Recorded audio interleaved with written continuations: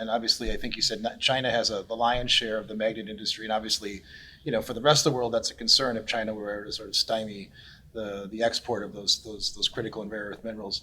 Talk a little bit more about the geopolitics around this.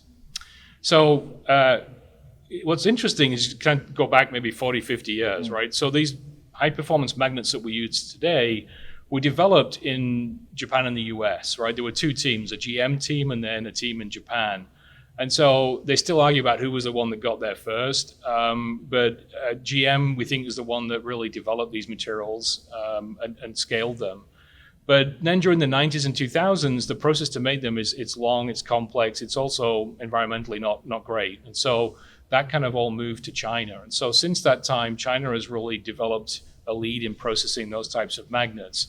And the process is quite complicated, right? So you've got to dig the ore out of the ground. It's very low concentration. You've got to crack it and leach it and separate it. So you've got to take the oxides of the metals that you want out and separate them. Then you need to make them into metals. Then you need to make them into alloys, and then you can finally make a magnet. And China really owns that whole supply chain, every single step in it, not just the last step. And talk a little bit about, just not to go on a super long tangent here, but talk about sort of the environmental consequences of that process.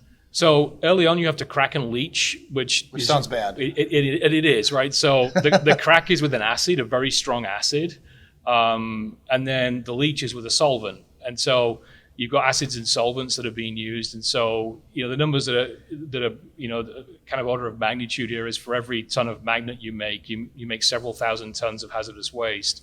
The other challenge is a lot of where those rare earths are is also thorium.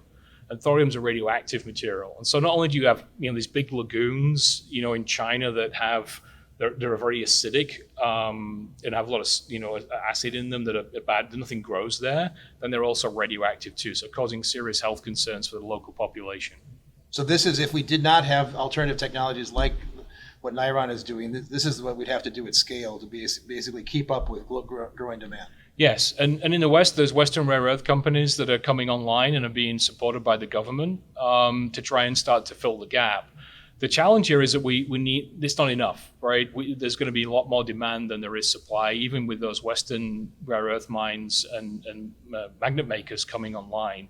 And it takes many years to set that up, right? And no one wants if you're looking for a new mine, it takes 10 plus years, sometimes 15, 20 years, because no one wants a mine in their backyard, right? And so that's what makes this a challenge.